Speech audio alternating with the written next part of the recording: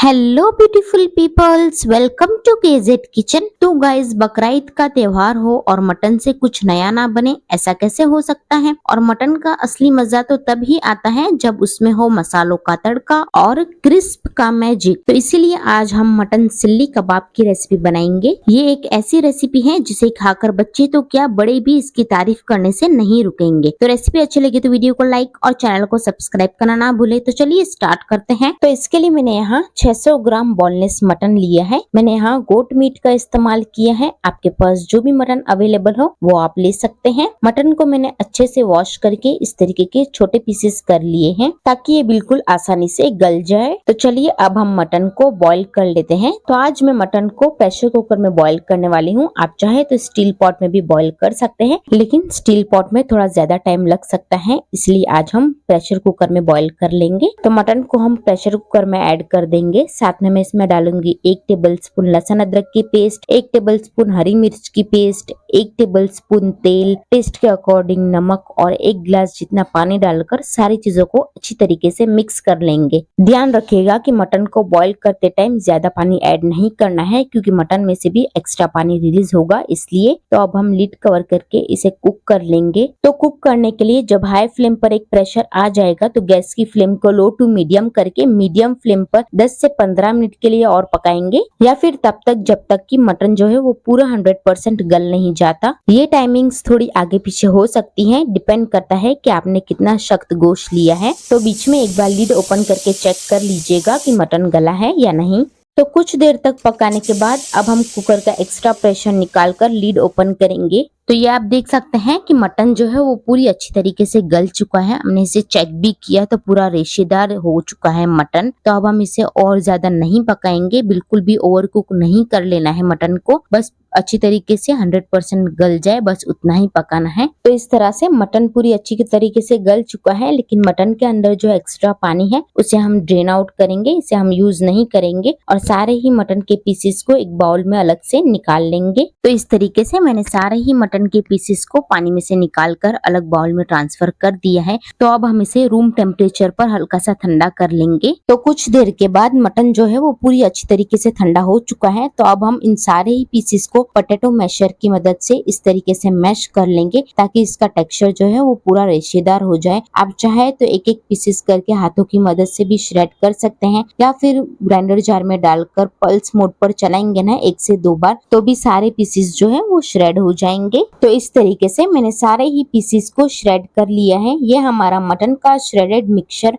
बिल्कुल तैयार है। इसे मैं एक बड़े से बाउल में शिफ्ट कर रही हूँ, क्योंकि ये मेरा बाउल थोड़ा छोटा है और इसमें हम बाकी के इंग्रेडिएंट्स भी डालेंगे, इसलिए। तो अब हम इसमें ऐड करेंगे 3 मीडियम साइज के बॉइल्ड मैश आलू। तो मैंने यहाँ आलूओं को नमक और पानी डालकर बॉईल करके इस तरीके से मैश करके ऐड कर दिया है। साथ में मैं इसमें ऐड करूंगी 1 टेबलस्पून लहसुन अदरक की पेस्ट, 1 टेबलस्पून हरी मिर्च की पेस्ट, 1 टेबलस्पून भुना धनिया जीरा पाउडर, आधी टेबलस्पून होममेड गरम मसाला पाउडर। ये मेरा घर का बना हुआ गरम मसाला पाउडर है। अगर आपको इसकी रेसिपी चाहिए हो तो कमेंट बॉक्स में बताइएगा, मैं इसकी रेसिपी भी आपसे शेयर कर दूंगी। साथ ही में मैं इसमें ऐड करूंगी 1 टेबलस्पून कुटा हुआ धनिया, 1 टेबलस्पून मटन मसाला। आपके पास जो भी मटन मसाला अवेलेबल हो वो आप डाल सकते हैं। अगर आपके पास अवेलेबल नहीं है तो आप स्किप भी कर सकते हैं, ऑप्शनल है। साथ ही में ऐड करेंगे 1 teaspoon chilli flakes, 1 teaspoon chaat masala, 1 tablespoon लाल मिर्च पाउडर। लाल मिर्च पाउडर आप आपके स्पाइसीनेस के अकॉर्डिंग कम ज्यादा डाल सकते हैं। आधी टीस्पून हल्दी पाउडर, 1 टीस्पून काली मिर्च पाउडर, 1 टेबलस्पून नींबू का रस और 1/4 कप चॉप किया हुआ हरा धनिया और 1/4 कप चॉप किया हुआ पुदीना ऐड करेंगे।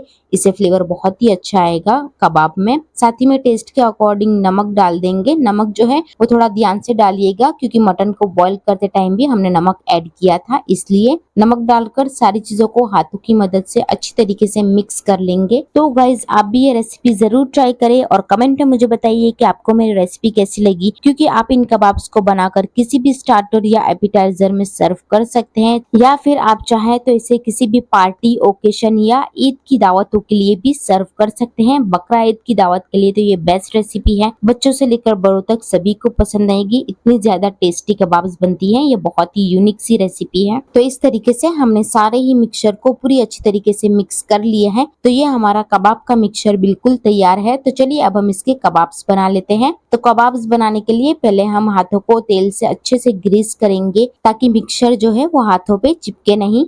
तो अब हम मिक्सचर का थोड़ा सा पोर्शन लेंगे और इसे हाथों से अच्छी तरीके से राउंड शेप दे देंगे, बिल्कुल इस तरीके से। जैसे ये राउंड शेप में आ जाए इसे हल्का सा फ्लैटन करेंगे, दोनों हथेली की मदद से इसे प्रेस करते हुए इस तरीके से फ्लैट करेंगे, एक टिक्की का शेप दे देंगे और फिर बीच में से इस तरीके की बड़ी सी टूथपिक को इंसर्ट करेंगे, जैसे मैंने वीडियो में बताया है बिल्कुल उसी तरीके से करना है। जैसे ही स्क्यूअर इंसर्ट हो जाए तो अब हम दोनों हाथों से इसे प्रेस करते हुए एक चपटा सा शेप दे देंगे, एक ओवल शेप हो जाना चाहिए, बिल्कुल उस तरीके की कबाब्स बनानी है। तो ये देखिए हमने पूरी अच्छी तरीके से इसे प्रेस करते हुए एक चपटा शेप दे दिया है और ये बिल्कुल ओवल शेप में बन चुकी है। तो इसी तरीके से हम बाकी की कबाब्स भी बनाकर तैयार कर लेंगे। तो इस तरीके से हमने सारे ही मिक्सचर की कबाब्स बनाकर तैयार कर लिए हैं और आप देख सकते हैं ये दिखने में कितने ज्यादा ब्यूटीफुल लग रहे हैं। सोचिए खाने में ये कितने ज्यादा डिलीशियस लगने वाले हैं और इतने से मिक्सचर में ये काफी अच्छी क्वांटिटी में बनकर तैयार हो जाती है। तो आप इसे एनी टाइम मील में भी बनाकर सर्व कर सकते हैं। तो अब हम इन सारे ही बनाए हुए कबाब्स को 10-15 मिनट के लिए फ्रीज में रख देंगे ताकि इनका शेप जो है वो बिल्कुल अच्छे से होल्ड हो जाए और फ्राई करते टाइम ये बिल्कुल आसानी से फ्राई हो जाएंगे। तो जब तक ये सेट हो रही है तब तक हम इसको सर्व करने के लिए एक अमेजिंग सी और डिलीशियस सी डिप बनाकर तैयार कर लेते हैं। तो डिप बनाने के लिए हम एक बाउल में ऐड करेंगे आधा कप मायोनीज, साथ ही में ऐड करेंगे 2 टीस्पून ग्रेट किया हुआ लहसुन, आधी टीस्पून काली मिर्च पाउडर, आधी टीस्पून नींबू का रस, 1 टेबलस्पून हंकड़ यानी कि गाढ़ा दही, टेस्ट के अकॉर्डिंग नमक डालकर सारी चीजों को बिल्कुल अच्छी तरीके से मिक्स कर लेंगे। तो ये हमारी इररेजिस्टिबल गार्लिक मायो डिप बिल्कुल तैयार हो जाएगी। इस डिप को बनाकर आप किसी भी स्टार्टर, एपिटाइजर या स्नैक्स के साथ सर्व कीजिए, बहुत ही ज्यादा टेम्पटिंग लगती है खाने में। तो ये हमारी होममेड गार्लिक मायो डिप बिल्कुल तैयार है। इसे हम एक साइड रख देंगे और अब हम नेक्स्ट प्रोसेस देख लेंगे। तो नेक्स्ट प्रोसेस के लिए हम कबाब्स को कोटिंग करेंगे। तो कोटिंग के लिए मैंने यहाँ 2 अंडों का इस्तेमाल किया है, साथ में मैंने यहाँ वर्मिसेली सेव को इस तरीके से क्रश कर लिया है। तो अब हम अंडे में टेस्ट के अकॉर्डिंग नमक और आधी टीस्पून काली मिर्च पाउडर डालकर अच्छे से बीट कर लेंगे। तो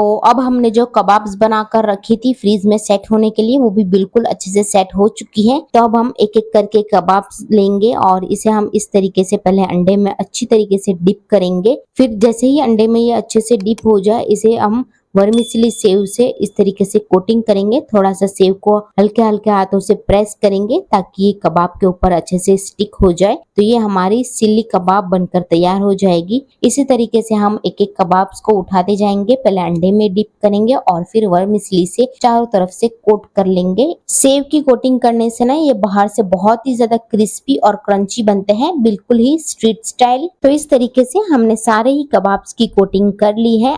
और हाँ गाइज, इसे ना सिल्ली कबाब के साथ साथ कंडा कबाब और मटन स्टिक कबाब भी कहा जाता है। तो चलिए अब हम इसे फ्राई कर लेते हैं। तो फ्राई करने के लिए हम इसे डीप ऑयल में फ्राई करेंगे। तेल को हमें मॉडरेट हॉट ऑयल कर लेना है। ध्यान रखिएगा कि बहुत ज्यादा गर्म और बहुत ज्यादा ठंडा ऑयल नहीं होना चाहिए, मीडियम हॉट ऑयल करना है क्योंकि सेव जो है वो बहुत ही जल्दी फ्राई हो जाती है इसलिए। तो जैसे ही तेल मॉडरेट हॉट हो जाए हम एक एक करके कबाब को इसमें ड्रिप ऑफ करते जाएंगे। तो इसे हम मीडियम फ्लेम पर फ्राई करेंगे तब तक जब तक कि ये पूरी अच्छी तरीके से क्रिस्प और गोल्डन ब्राउन ना हो जाए। जैसे ही ये एक साइड से हल्का सा कलर चेंज हो जाए इसका, वैसे ही हम इसे दूसरी साइड टर्न करेंगे और दूसरी साइड भी क्रिस्प और गोल्डन ब्राउन होने तक फ्राई करेंगे। मीडियम फ्लेम पर फ्राई करने से मटन जो है वो बहुत ही ज्यादा सॉफ्ट और जूसी रहेगा अंदर से, और बाहर से इसकी कोटिंग जो है वो बहुत ही ज्यादा क्रिस्पी और क्रंची बन जाएगी। तो कुछ देर तक फ्राई करने के बाद आप देख सकते हैं कि इसका कलर जो है वो बिल्कुल गोल्डन ब्राउन हो चुका है। तो यही गोल्डन क्रिस्प बनाता है इस कबाब को टू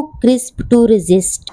तो अब हम इसे और ज्यादा नहीं फ्राई करेंगे क्योंकि ये बहुत अच्छे से फ्राई हो चुके हैं। तो अब हम इसे स्ट्रेनर की मदद से निकालकर गर्मा गर्म सर्व कर लेते हैं। तो फाइनली हमारी मटन सिल्ली कबाब बिल्कुल तैयार है। हम इसे हमारी होममेड इररेजिस्टिबल गार्लिक मायो डिप के साथ सर्व करेंगे। तो गाइज एक बार बनाकर खाओगे तो हर दावत में इसी डिश की डिमांड होगी क्योंकि इसकी जूसी मटन फिलिंग और क्रंची कोटिंग इस डिश को बहुत ही ज्यादा टेम्पटिंग बनाता है। तो गाइज ईद हो या या कोई फैमिली गेट टुगेदर ये डिश सबकी फेवरेट बन जाएगी। और जब मैंने इसे टेस्ट किया ना, ये हमारी टेम्पटिंग डिप के साथ, तो ये रेस्टोरेंट से भी ज्यादा टेस्टी बने थे, इतने यमी लगते थे। तो गाइज इस एक वीडियो में आपको 2 रेसिपी सीखने मिली, एक तो है चिल्ली कबाब और दूसरी जो है वो गार्लिक मायो डिप। इस रेसिपी को जरूर ट्राई करें and don't forget to do like, share, comment and subscribe.